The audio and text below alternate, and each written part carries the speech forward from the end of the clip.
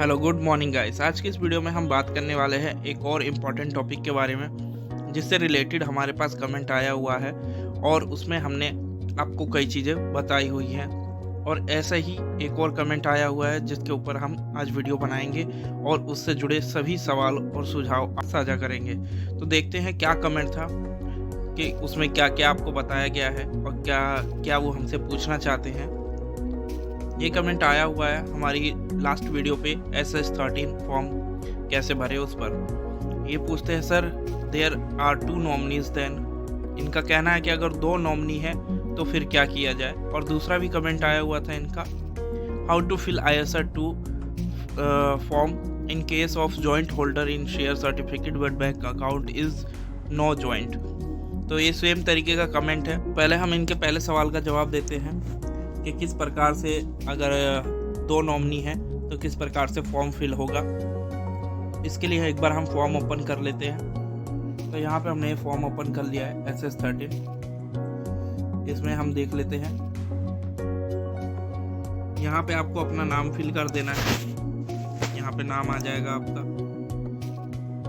जो भी होल्डर है उनका नाम आप लिखेंगे और नेचर ऑफ सिक्योरिटी ये सब मैं ऑलरेडी आपको फिल करना बता चुका था। पर जैसा कि उनका सवाल है कि यदि 2 हों तो क्या करें, तो देखिए दोस्तों, इसमें तो जो ऑप्शन दिया हुआ है ये एक व्यक्ति की डिटेल्स फिल करने का दिया हुआ है और ऐसा RTA मांगते हैं कि जब भी ऐसा केस आए कि 2 हों तो उसके लिए आपको 2 ही ये फॉर्म फिल करने पड़ते हैं। 2 फॉर्म फिल करके अलग अलग आप उसको अटेस्टेड करा के तब उसको देते हैं। और जब नॉमिनी 2 होते हैं तो ऐसे केसेस बहुत कम होते हैं कि जिसमें 2 नॉमिनी हो।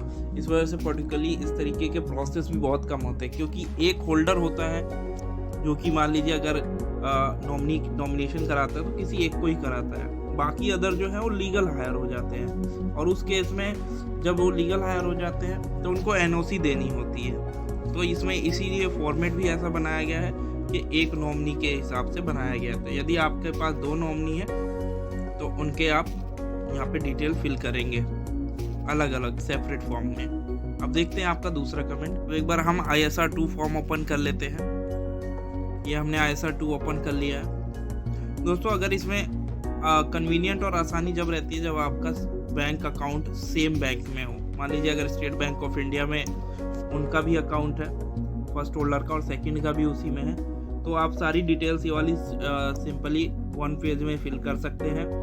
बैंक अकाउंट के बाद आप कोमा लगा सकते हैं, उनका बैंक अकाउंट फिल कीजिए, कोमा फिर अपना बैंक अकाउंट, इस तरीके से। और अकाउंट ओपनिंग डेट वगैरह आप डाल सकते हैं यदि आपको पता है तो। और अकाउंट होल्डर्स के नेम आ जाएंगे कि कौन कौन है।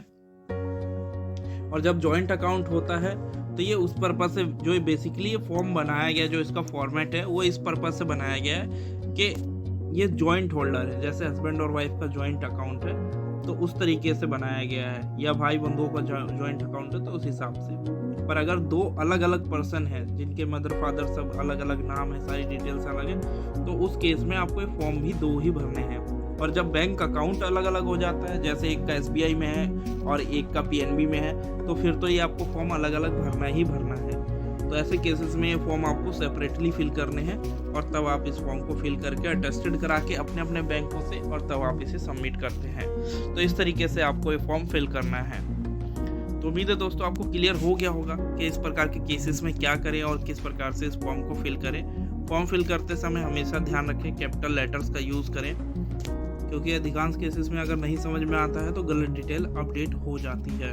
और हम ऐसे आपको अब स्क्रॉल करके अपनी वीडियोस में दिखाते रह के किस किस टॉपिक के ऊपर हमारी वीडियोस बनी हुई हैं। तो आपको इस वजह से जो भी टॉपिक आप इस वीडियो के दौरान देखें तो उस वीडियोस को आप देख सकते हैं कि किस किस टॉपिक पे बनाया गया है, और उसको सर्च करके हमारे चैनल पर आ करके आप उसको देख सकते हैं कि इस टॉपिक पे वीडियोस हमारी बनी हुई हैं पहले से।